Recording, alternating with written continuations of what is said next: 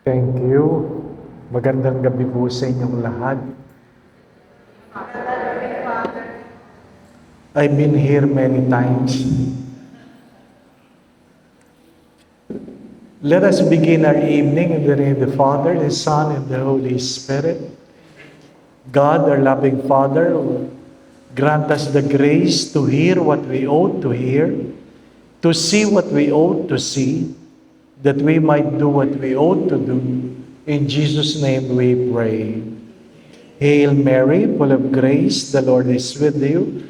Blessed are you among women, and blessed is the fruit of thy womb, Jesus.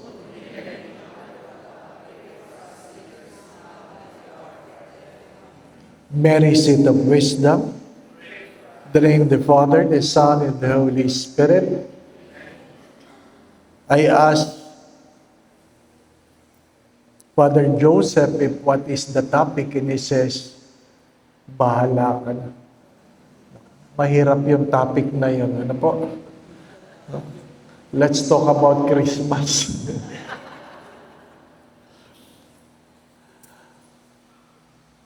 I decided to talk about Simon of Cyrene. I guess you know him. Simon of Cyrene is one of the many characters, or I guess among the few characters that was mentioned in the three Gospels, in the Synoptics. In Matthew 27:32, it says, as they went out, they found a man of Cyrene, Simon by name. They compelled this man to carry his cross. In the Gospel of Mark, chapter 15, verse 21, a certain man from Cyrene, Simon, the father of Alexander and Rufus, was passing by on his way in from the country, and they forced him to carry the cross. In the Gospel of St. Luke, it says, as the soldiers led him away, they see Simon from Cyrene, who was on his way in from the country, and put the cross on him and made him carry it behind Jesus. It's one way of saying, Simon is not somebody unknown. He is known. They have a record of him. And I would like to invite you to look at length and perhaps allow Simon of Cyrene to lead us in our reflection. The discipline of Lent is what? Prayer, fasting, and almsgiving. Regardless how old you are, you already heard this discipline according to your age. And if you do a masteral on this, I guess you're already a doctorate on prayer, fasting, and almsgiving. What I'm trying to say, you know it already. But the question is, what happened to you? If you have been fasting, if you have been doing an almsgiving, if you have been praying, what have you become? What have you become? What I'm trying to say, we are not only invited to embrace the discipline of Lent, it should lead us to someone. It should lead us to be somebody. It means it should make you a better person today, better than yesterday. Because if you have been doing these things, and if you have failed to change, then the discipline failed you. The discipline failed you. Dapat mayroong pagbabago. May pagbabago sa ating mga buhay every time we celebrate Lent. We have to understand that Lent is not just a season. Lent is an invitation to embrace a way of life. Lent, it is not just a season like Christmas, like ordinary time. It is an invitation to a way of life. To a way of life. Prayer must lead us closer to Jesus. Prayer must make us and give us a deeper understanding of who is this God we worship. Prayer, hopefully, transform us and become the person God desires from us. Hari nawa, habang tayo ay nagdadasal, habang tayo tumatanda, mayroong paglalim sa pamamaraan ng ating panalangin, mayroong paglalim sa ating pagkilala sa Diyos, mayroong paglalim sa pagkilala sa ating mga sarili kung sino tayo, at mayroong paglalim sa ating mga pananampalataya. Prayer must lead us to. It is not something we simply do. Prayer is something that should transform our way of life, the way we think, the way we understand life. My dear friends, my brothers and sisters, it is not an activity. Prayer is a relationship. As I always say this, prayer is not a self-centered monologue, but a God-centered dialogue. And the highest form of prayer is the Eucharist. The highest form of prayer is the Eucharist. So we ask ourselves, what have I become? And I always say this, what others have become because of you. When you pray, if you have been praying, whether you pray in private or whether you pray in a communal way, it should transform you and made you become. Sabi nga, what have you gotten from your prayer? And one person said, I got nothing from it. But I have lost so many things. I lost my worries. I lost my headaches. I lost a lot. Lately, I've been inviting people to try to pray naked. Of course, don't do it in public. Pray naked and pray alone. Pray naked and pray alone. If you have eyeglasses, remove your eyeglasses. Remove everything and pray naked. And try to stand before God naked. Because if you stand before God naked, you begin to understand who you are. Who you are. And you begin to understand that when we are naked, we have nothing. We have nothing. My dear friends, my brothers and sisters, that's why we were born naked. To understand that we are nothing. Without your money, who are you?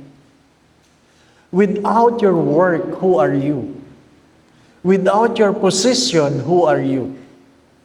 Without other relationship, who are you?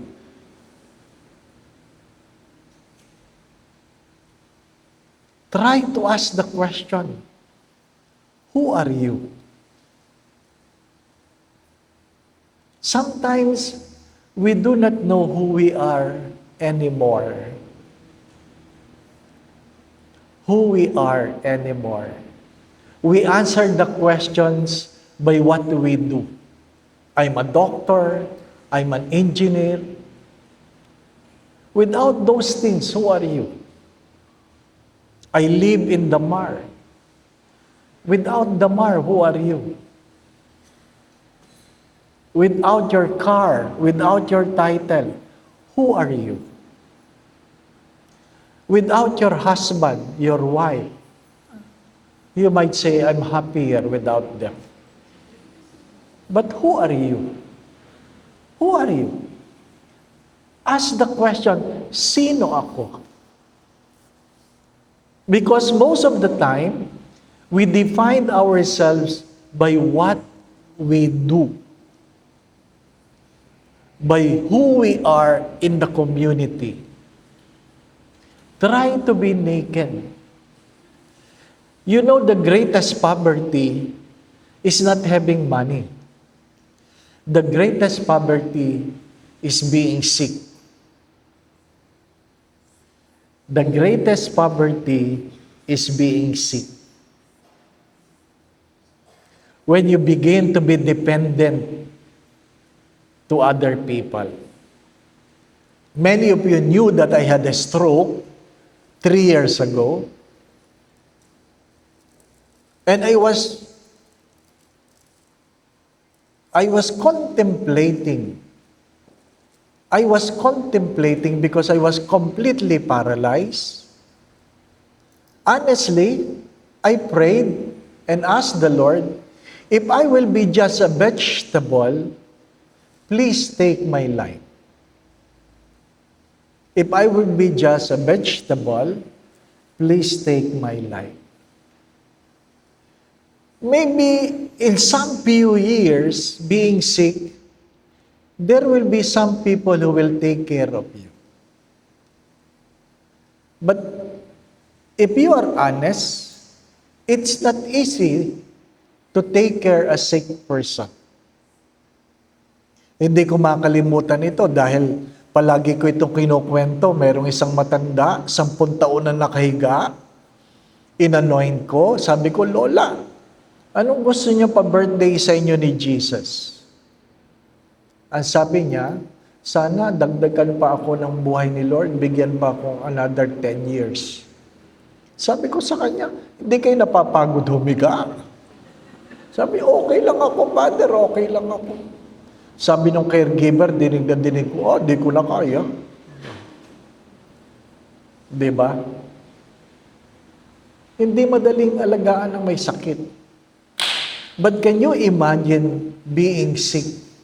Regardless how much money you are, you will be at the mercy of your caregiver. Diba? You will be at the mercy. Isipin nyo, paralyzed kang ganyan, no? Dinadapo-dapuan ka ng langaw dito. Ha? Hindi mo mabuga. Because I cannot even move my hands. I cannot even move my hands. Malaking bagay yun eh. Yung nilalangaw ka. Because one time I was doing my prayers and I was contemplating about the life of Padre Pio Petrocina. He was dying. He was dying, and 2 of his brothers was on his side, and there was a fly keep touching him, and the 2 brothers were trying to sway the fly to go away. In spite of being sick, Padre Pio said, Leave me with my fly. Leave me with my fly. Matagal kong pinagnilayan yun. From them on, nagsisimula, nilalangaw na ako. Ano po? Ang hirap nung may misa, nilalangaw ka, di ba? Nag-homily ka, nilalangaw ka. Naalala ko si Padre Pio. How irritating it was. Pag nagmimisang ganyan, may langaw, nininervyos ka, baka pumasok sa chalice, di ba ba? Ano ba, pipisain ko ba yan? Sasandukin ko ba? Hindi madali yun.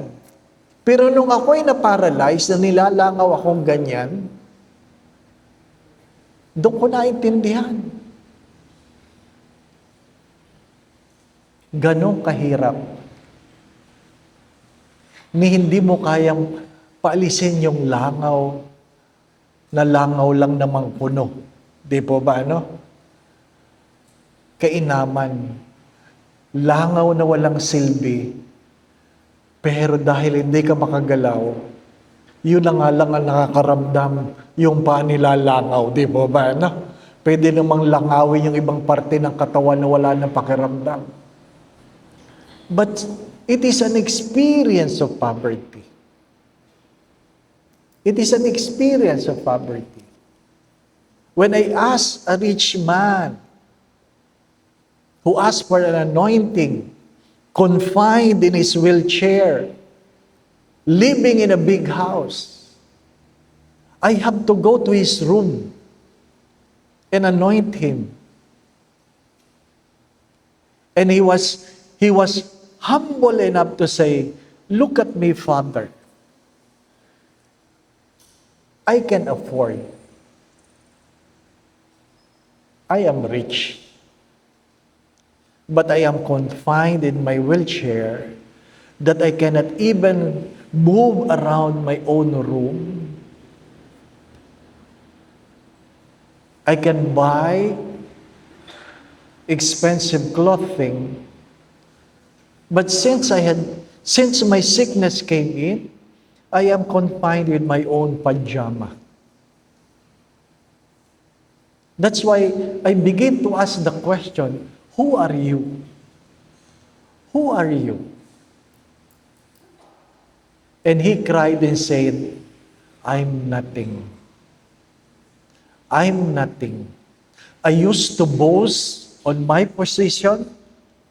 I used to boast on what I can afford, where I can go. Now I am sick. I am nothing." I do not know if you have experienced this. Some old people in your own house, anong mga frustration nila? Umaalis yung mga anak ko, "Father, hindi man lang nila sabihin sa akin kung saan sila pupunta. Hindi naman ako sasama. I just wanted to be told where they are going." Magkaiba yung magpaalam sa ipaalam. Magpaalam is to ask for permission. Ipaalam is just to inform. Time will come. When you become old, confined at home, I hope it will not happen, that your children hopefully will inform you that they will go out, they will go somewhere. Hopefully, they will tell you when they will go back. But the sad story is that many of old people are just confined at home, waiting for nothing. Ikaw ang nagpaaral, pero parang wala kang halaga sa mga taong iyong tinulungan. I hope you're getting the point. Who are you?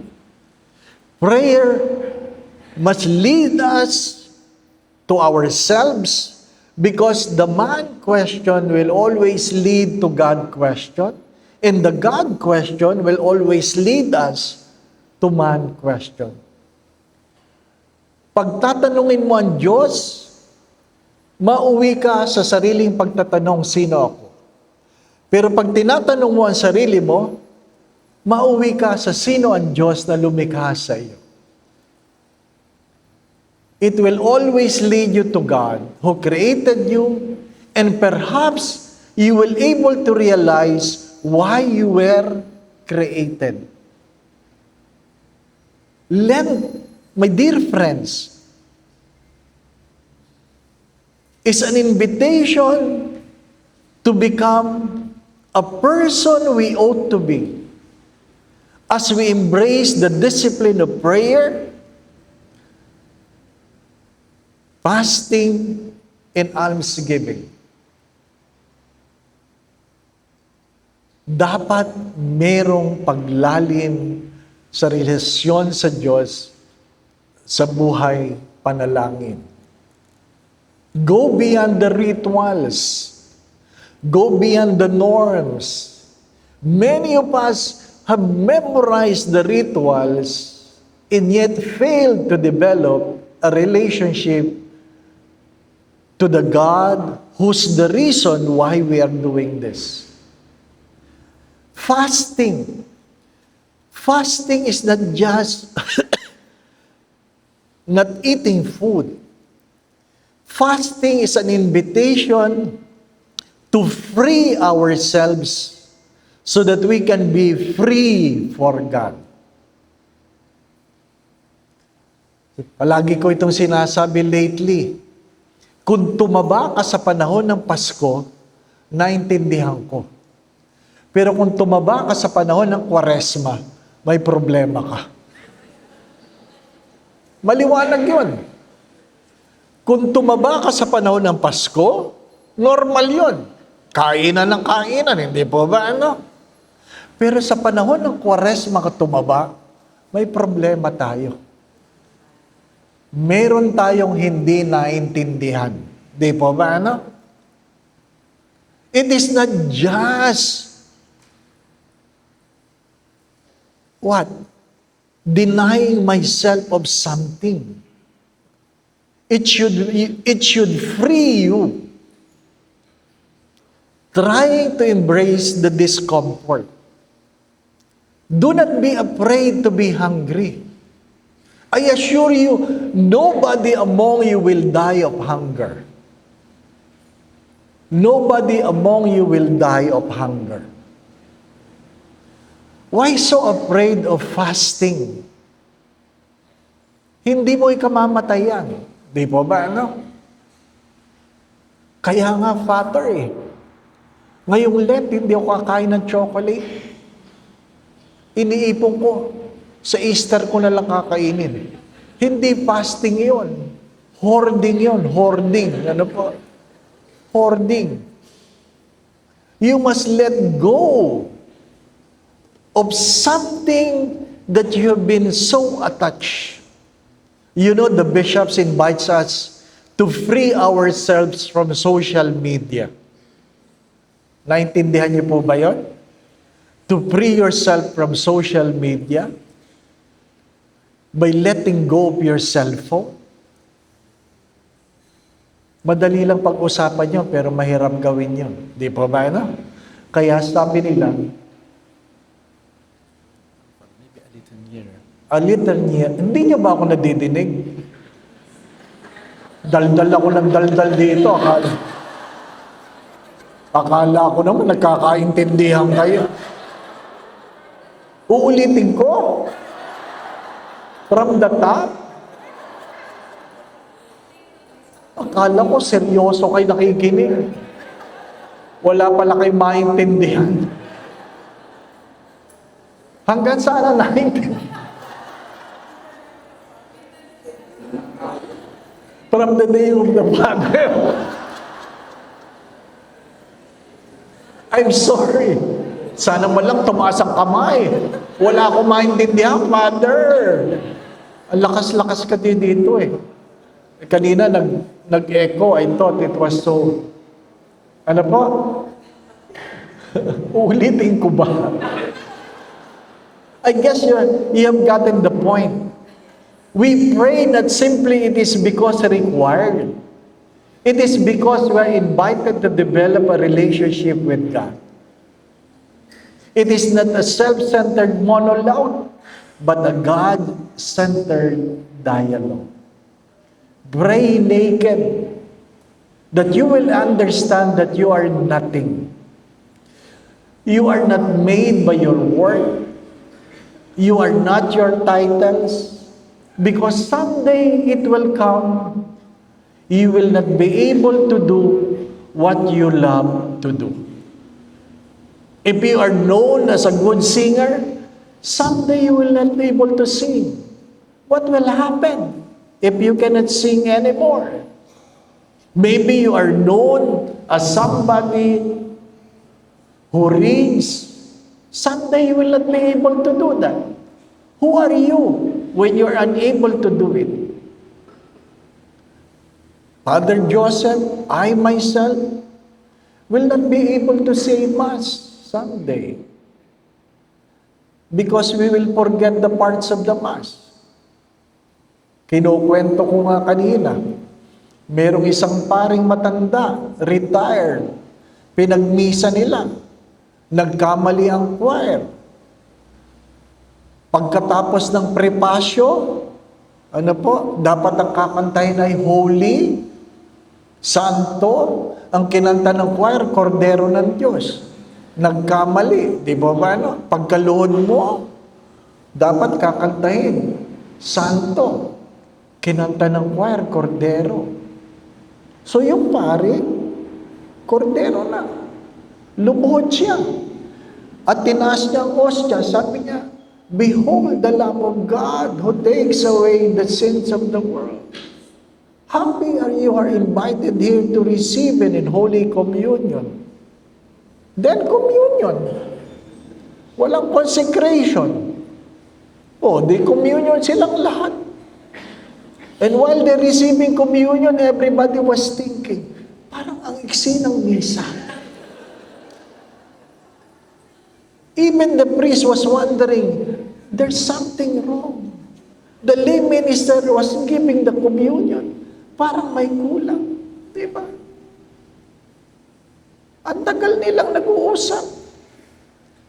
And when they shared it to me, sabi ko, walang consecration. Naghati-hati lang kayo sa ostya. Hindi sa katawan ni Kristo, hindi naman katawan ni Kristo yun, kasi hindi walang consecration, di po ba? Ganun talaga, kumuha kayo ng matandang pare, nakalimot, di po ba? Malay namin ni Father Joseph pagdating ng araw, di po ba? Darating tayo doon. If you're unable to do what you're doing now, who are you? Who are you? It's a good question when you talk about prayer. Prayer should remind you that you are loved in your nothingness. You are not loved by God for what you can do, for what you can give. You are loved by God for being nothing. That's why the saints have said this, there is nothing you can do to make God love you more, and there is nothing you can do to make God love you less. Why? Because you are loved by God naked. Naked you came forth, naked you will go. Many times I've said this, what really matters most when you pray is not what your hands can hold, but what your hearts can keep. Prayer must give you a realization of who you are and who is God. Fasting, again, is not just depriving ourselves of food. It is trying to detach ourselves of anything that prevents us from giving ourselves to God completely. Fasting must help us to be free from so that we can be free from this world, so that we can be free for God. Free for God. Sometimes we are so busy, we are so preoccupied for what others want us to become. Free from. Let your yes be yes, let your no be no, because every time you say yes, you have to say no to something. You cannot be yes to everyone.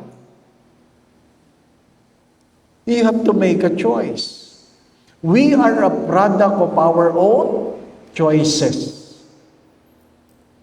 We are a product of our own choices. And you have to understand this because many of us are so afraid to make a choice.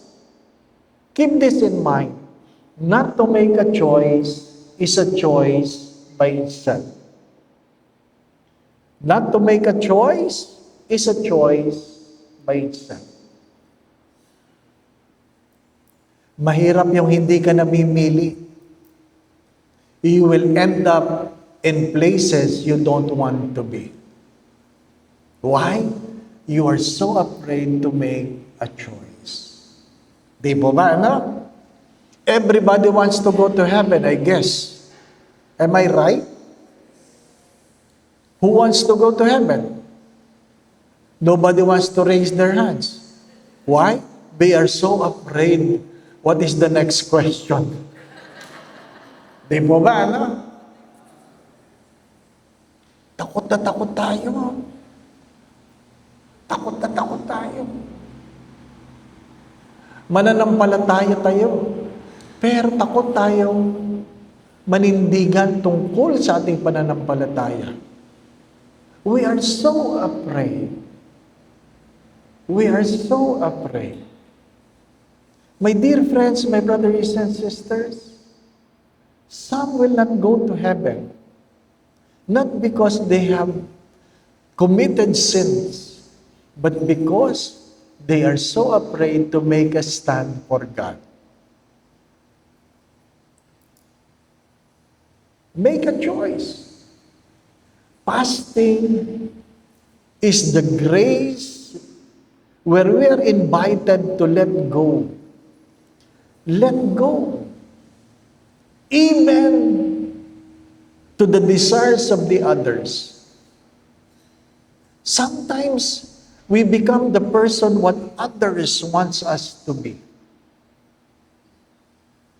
Do you know that? We become the person someone wants us to be.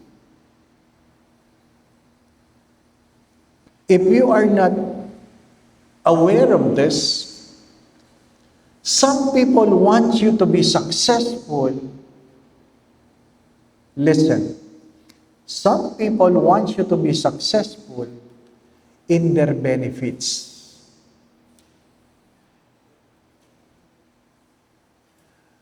Don't entertain the thought that everybody really wants you to be successful.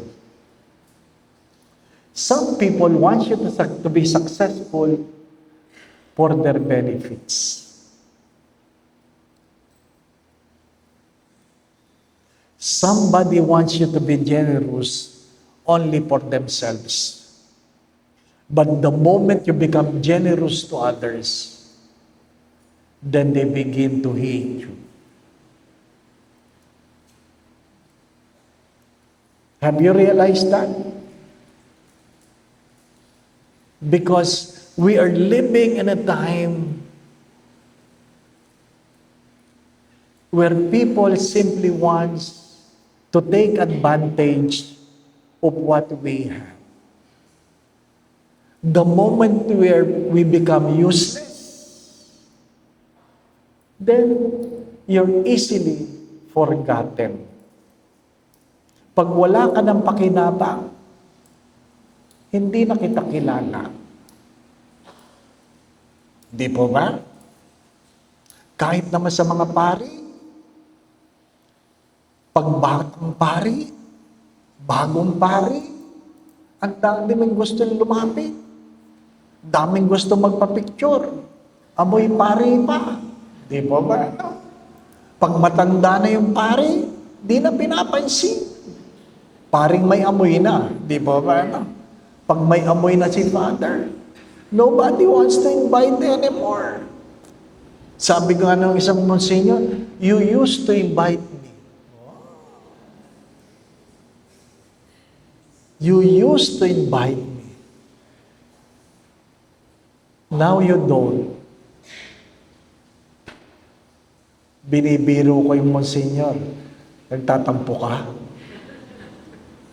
Sabi lang niya, they used to invite me. Now they are inviting you. Sabi ko sa kanya, I know, Monsignor, someday they will not invite me anymore. I will be like you, useless. Useless. It will come.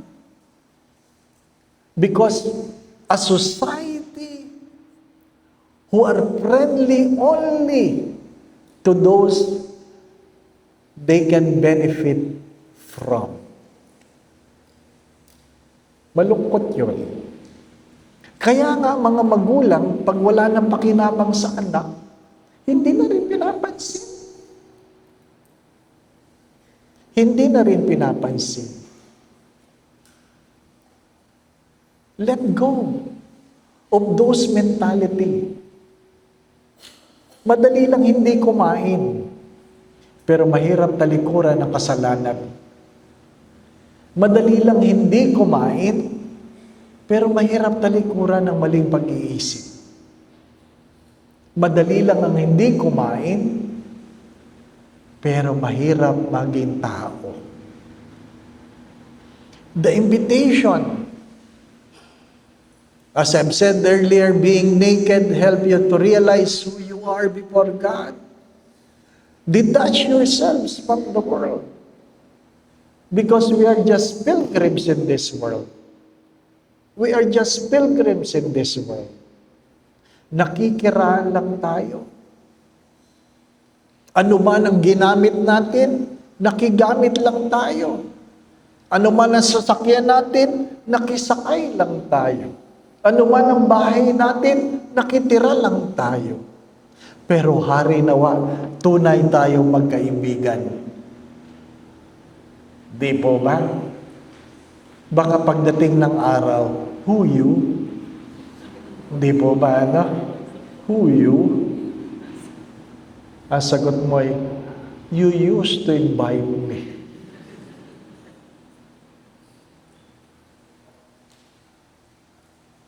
Prayer, fasting, almsgiving. It's never about money. It's never about money. Almsgiving is to understand our role as a Christian. We have three obligations.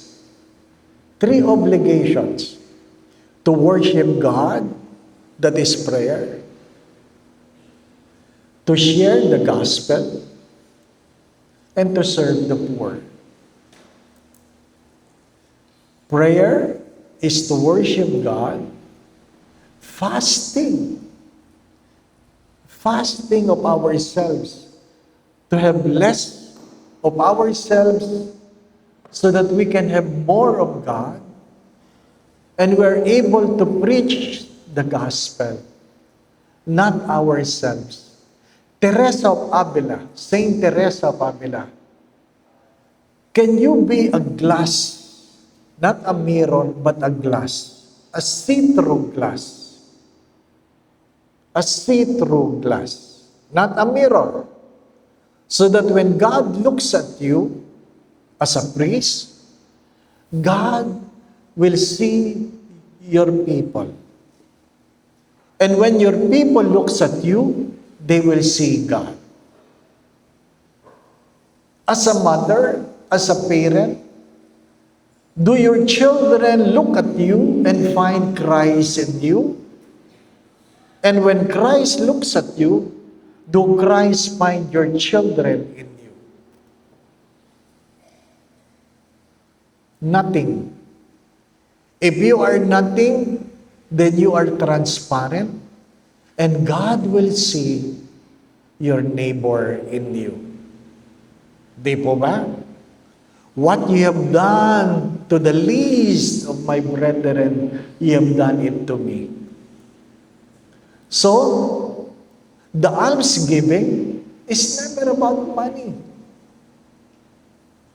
It is an invitation to be generous.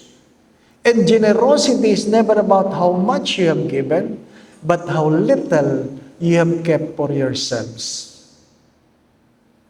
Generosity is never about how much you have given, but how little you have kept for yourselves. Because you can be giving a huge amount, but they are just a portion of what you have kept. Diba? Nagbibiruan nga eh. Nag-donate ang isa na sasakyan sa simbahan. Tuwan-tuwa si Father. Yung palang nag-donate involved sa flood control corruption. Di ba ba? Father, wala yan sa maletang natanggap niya. Di ba ba? Ikaw, Father, wala ba nagbigay sa'yo ng maleta? Meron. Walang laman. Di ba ba? Walang laman. Marami nang bigay ng maleta. But I can't imagine before. Pwede pala yun? Punong-puno ng pera ang maleta. Di ba, ano? I have never seen such amount of money. And people can be generous. Only God knows how much they have given compared to what was kept. Who are we to judge? Who are we to judge? Di ba ba, ano? May mga taong palaging nasa loob ng simbahan at sasabihin mo, wow, napakabait niya. Palagi siyang nasa simbahan, tumutulong. Di ba ba, ano? Talagang ba tumutulong? Wala lang palang magawa talaga sa bahay. Di ba ba, ano? Ha? Doon sa isang parokya, ang misa ko, 5:30, 6:15, 7:15. Sila pa rin na nagsimba. Nagsimba na ng 5:30. Pagdating ko na 6:15, sila na naman. Kumain na ako ng almusal. Pagbalik ko 7:15, sila pa rin. Sabi ko, hindi kayo nauwi. Anong sagot na matatanda? Wala ba pong gagawin sa bahay? Ano ako, libangan? Pabuti pa sa sinihan, 3 sini, 3 hulog. Sa simbahan, 3 sini, 1 hulog lang. Di ba ba? Hindi mo maulit yung homily kasi alam namang ulitin mo. Sila, hindi mo ba, no? Sequel. Every day, sequel ang homily. Di ba ba? Itutuloy po natin mamaya. Nung sinabi ko, umuwi kayo, sabi ng isang anak, Father, huwag mo na pauwiin si Mama. Bakit? Maaga lang yung magmumura. Sabi ko, sayang naman na 3 misa sa isang araw. Magmumura lang pala pag-uwi, di ba? Hindi ibig sabihin, taong simbahan ka, napapabuti ka, di po ba? As I've said, prayer must transform your life. Fasting must change you. Almsgiving must make you understand who you are with regard to your neighbor. Because in the Gospel of Matthew, it was said, who are those who can go to heaven? Those who go to Mass regularly? Who? Who lead the rosary? Who? Who are those who will go to heaven? The simple answer of Matthew was, those who feed the hungry, those who have given drink to the thirsty, who clothe the naked, who welcome stranger, who visit the sick, who who visit those who are in prison, and those who bury the dead. The corporal works of mercy. Almsgiving is an invitation to live a life of mercy. Madali lang magbigay. Pero hindi lahat na nagbibigay talagang nagmamahal. The sad story, some children would give money so that their parents will leave them. Dumadating, manghihingi, ano sasabihin ng anak? Bigyan mo na yan para umalis. You heard those words? Bigyan mo na yan para umalis. Walang pinagkaiba yan sa mga nagpapalimos. Bigyan mo na para umalis. So, hindi lahat na nagbibigay, talagang nag-aambang. Hindi lahat na nagbibigay, nagmamahal. Di po ba? Kung ikaw ay pinapakain ng anak mo, siguraduhin mong mahal ka. Di ba? Kasi pag pinapakain ka ng bawal sa iyo, hindi pagmamahal yun. Pinapatay ka. Di ba? Ano sabi ng doktor? Pag pinagbabawalan ka, Father, may pag-asa ka pa. Pero pag pinapakain ka na ng kahit ano, wala ka ng pag-asa. Ha? Kaya may pag-asa pa ako. Marami pang bawal eh. Di ba ba? Ano? Marami. Anong bawal? Anong pwede kong kainin? Anong hindi ko pwedeng kainin? Simple lang ang sagot ng doktor. Basta masarap, bawal. Oh. Di, masarap ba yan? Masarap ito, Father. Bawal. Di ba? Kumain tayo doon, Father, masarap doon. Bawal. Wali, sandali lang, di ba ba? Ano? Pero pag sinabi mong, bawal yan sa yanay, konti lang, o sige, gusto mo pa? O, hindi pagmamahal yun. Pinapatay ka nun dahan-dahan. Baka akala mo lang, di ba ba? No? Feeling mo lang. Uy, ang bait ng mga anak ko. Mamaya, nanay, makikita mo na ang liwanag. Di ba? Almsgiving is not simply about giving. You know, you have to accept that sometimes not to give is to give. Sometimes not to give is to give. Doon sa dating parokya na pinaglingkuran ko, ang PPC president has been there for the past 20 years. Kaya sabi ko sa kanya, nanay, mas makakapaglingkod kayo kung hindi na kayo maglilingkod.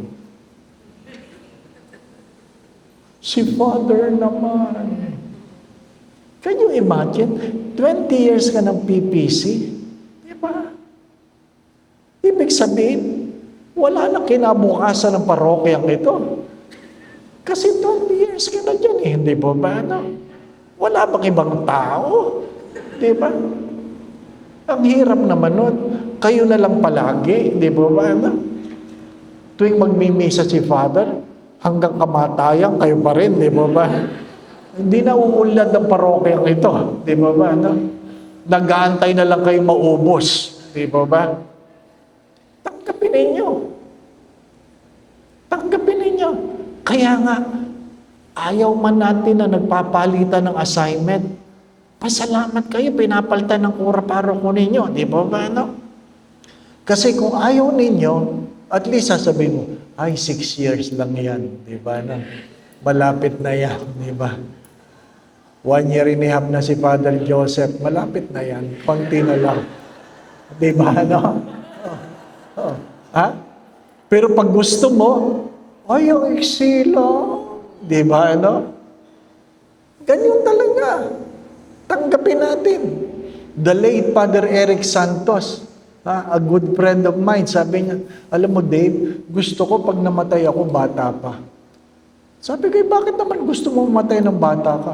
At least pag tinignan ako sa kabawang, sasabihin nila, sayang, bata pa. True enough, he died young. Ano pa? True enough. Di ba? Kasi pag matanda na, pag sinisilo, tanda naman ito. Ha? Ngayon lang ito namatay. Diba? Nakikiraan lang tayo. Almsgiving is the ability not only to let go, but to find purpose. Purpose, brothers and sisters, is important. Because people without purpose distract themselves with pleasure. Remember that. People without purpose distract themselves with pleasure. Pag masyado kang mahilig sa gimmick, masyado kang mahilig sa sarap, masyado kang mahilig sa kung ano-ano man, you are simply distracting yourselves because you do not know your purpose. Because if you know your purpose, you know your priorities. When priorities are clear, decisions are easily made. You understand that? When priorities are clear, decisions are easily made. It's 5 to 8. Malayo pang uuwihan ko. Alam ko ang aking priority. Now let's go to Simon of Cyrene. Was it accidental that he was asked to carry the cross? The answer is no. He was at the right place at the right time. Was the sycamore tree accidental? Where Zacchaeus has to climb? Where Jesus has to pass by? No. It was planted a long time ago before Zacchaeus was born, so that when Jesus passed by, Zacchaeus has a tree to climb. In our Christian life, nothing happens by accident. It happens for a purpose. It happens for a purpose. Remember that. Lent is not about a season. It is an invitation to embrace a certain way of life, to understand who we are in relation to God, that is prayer. What are the things we need to let go so that we can fast from it? And we're invited to give, to understand our purpose. Our purpose. Some live long, others live short, others shorter than many. It is not important. The important is living our purpose. Remember this.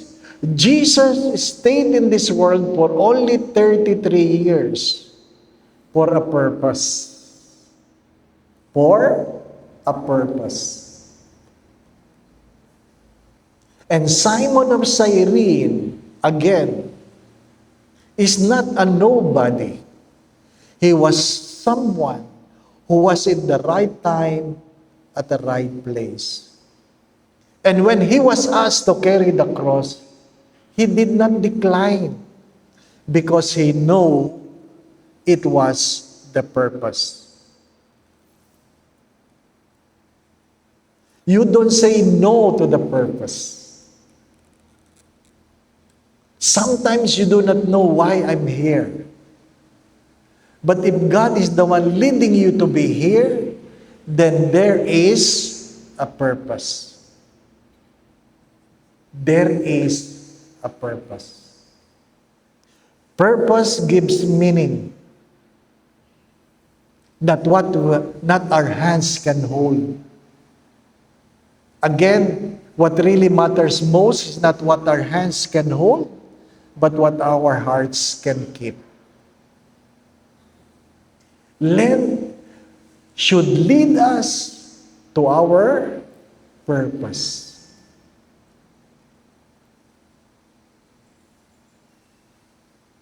If you read and hear again the name of Simon of Cyrene, hopefully you'll be reminded that Lent is an invitation to embrace our purpose.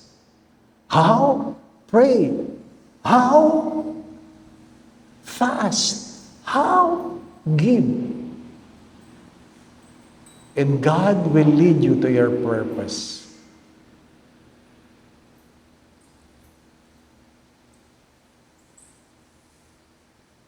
There are a lot of things you do not know. There are a lot of things you will not know. There are a lot of things you do not understand. And there are a lot of things you will never understand. Steve Jobs have said this. You can never connect the dots by looking forward. You can only connect the dots by looking back. And when you look back, you begin to understand and say the words, kaya pala. Kaya pala. Diba? Kaya pala. Pero habang nangyayari, hindi mo naintindihan, hindi po ba na? Ba't pa ako nagkakaganito? Hindi po ba na? But when you're able to go further, you can look back and say, kaya pala. That's the purpose. You have been praying for a project that was not given to you. Nagtatampo ka. Ngayon, bigla kang binigyan ng project na pagkalaki-laki. And only then you will realize, I was just prepared. Kaya pala. Sometimes we fail, not for no reason, but for a purpose.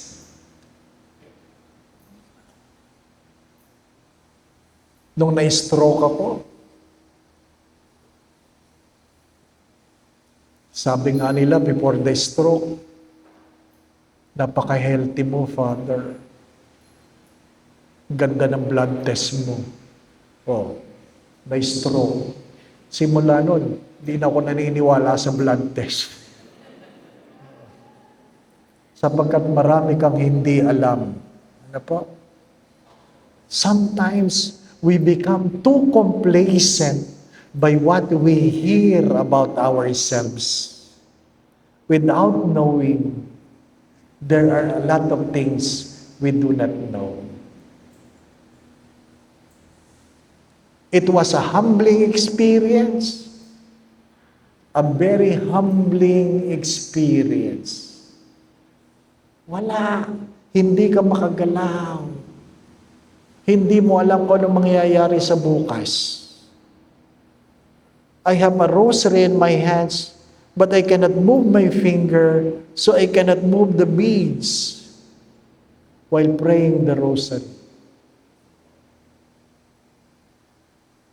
The only prayer I know was, stay with me, Lord. But I cannot complete it. That's the only thing I remember. Stay with me, Lord. I was moved from one hospital to the other. Nung nandun ako sa Cardinal Santos, ang unang ginawa, MRI. Oh, alam ko. Gumugulong yung stretcher. Alam ko kung nasaan yung MRI ng Cardinal Santos. Alam ko yun. Pero hindi ko may mulat ang mata ko. O, nandun na ako sa building na may MRI. Pinasok na ako. Sabi, Father, huwag kang gagalaw. Hindi yata nila alam kung anong nangyayari sa akin. Hindi nga ako makagalaw. Walang gagalaw. Diba? Marami pa rin ang hindi nakakaintindi, di ba ba? Pagkatapos ganyan, nandidinig ko, may bara sa leeg. Sa medula. Ganun pala yun. Medula pala ang tawag doon. Marami akong naintindihan. Ano po? Pagdating ng 1:30 ng madaling araw, ililipat na ako sa ICU. Nasa emergency room ka. Sabi, Father, ililipat ka na sa ICU. Ano nga sabihin ko, wag, hindi ka nga makagalaw, di ba ba?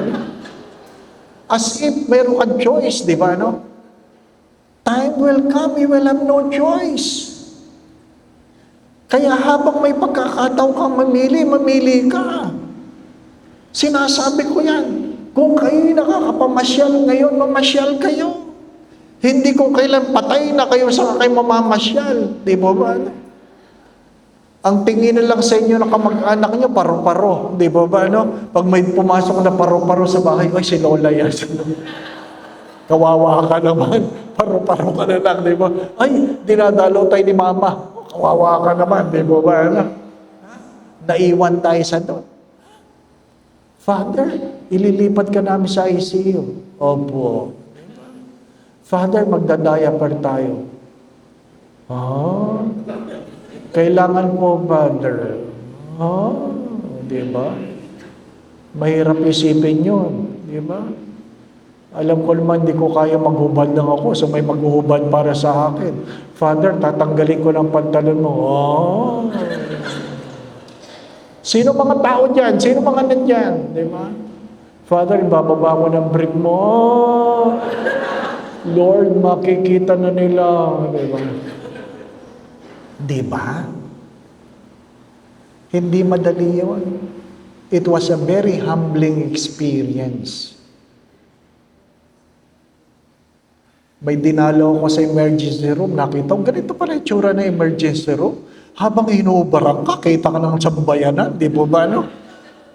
Sino yung mga taong nandun? Ako hinuubaran. Di ba ba, no? Kaya nung inimbitahan ako magmisa sa Cardinal Santos, nahirapan ako umuo. Bakit? Di pa ka nang di pa doon, the Lord be with you. Baka may nagsimba doon, sabi no, nakita ko na yan. Di ba?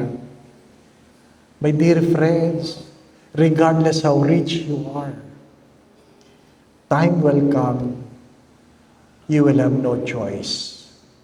Somebody will strip you of your clothing. Can you imagine?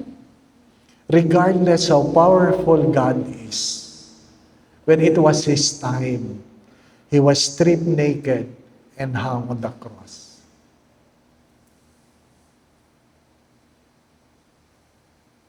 Lent is to understand all those things. Lent is not just about fasting, prayer, and almsgiving. Lent is to understand who we are. Who is this God we worship? And what is our purpose? If you want an example, Simon of Cyrene.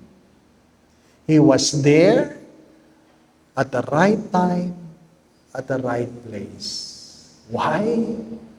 He was created for a purpose. Amen? 8:10. Sobra na sa isang oras. Di po ba, no? Masyado, Father Joseph. Glory be to the Father, to the Son, and to the Holy Spirit.